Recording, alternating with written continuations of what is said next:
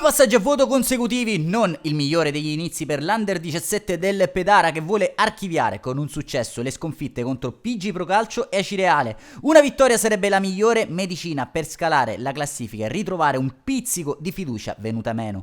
Il Pedara di Andrea Musumeci rende visita al buon aiuto somma alla città di Mascalucia di Santo Mazzullo, giunti alla sesta giornata di campionato. 10 i punti in classifica per il Mascalucia, solo 5 per il Pedara. Arbitra la gara il signor Federico Camelia della sezione di Acireale. Quando passiamo con l'ausilio delle immagini a cura di Go Communication a raccontarvi del fin di questa sfida che si apre dopo 8 giri di orologio con il vantaggio del Pedara. Lancio preciso di Pennisi per Lizio e con un bel lob colpisce la traversa sulla respinta. Si avventa Micalizzi che porta in vantaggio gli ospiti 0-1 al buon aiuto somma. Immediata risposta ai padroni di casa al quarto d'ora con la punizione di Vitale. 4 pani alza la sfera di testa, poi Pistorio calcia debolmente. Al 20° tornano ad offendere gli ospiti. Pappalardo apre per Marchese, il cross dentro per Lizio che per poco non beffa un non perfetto Urpi. Al 25° perviene al pari il città di Mascalucia, punizione perfetta di Vitale che vale l'1-1 di giornata. Alla mezz'ora provano a mettere la freccia ai locali, palla a Vitale che serve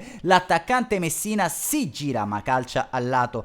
Pedara che però non vuol fare da sparring partner e torna ad offendere al minuto 38, rimessa lunga per Sciacca, controlla la palla, viene esteso dal numero 1 Urpi, calcio di rigore accordato dal fischietto acese. Dagli 11 metri si presenta con il numero 9 Lizio, va Lizio, intuisce solamente Urpi. Pedara che rimette il muso avanti prima del duplice fischio che archivia la prima frazione di gioco sul parziale. Il 2-1 in favore della compagine di Mister Musumeci. Passiamo allora con le nostre immagini al fin della ripresa. Al 54°, palla messa dentro per Pistorio che di prima intenzione al volo fa 2-2 per il città di Mascalucia, che all'ora di gioco prova a mettere ancora la freccia, rimessa al laterale che arriva a 4 pani, impegna solamente l'estremo difensore Copia che si disimpegna con questa parata in due tempi. Al 65° inizia la girandola di cambi dentro Simone Giardina in luogo di Rapi Sarda. 5 minuti più tardi tocca ad Andrea Giardina per Micalizzi. Al 75°, 4 pani, mette dietro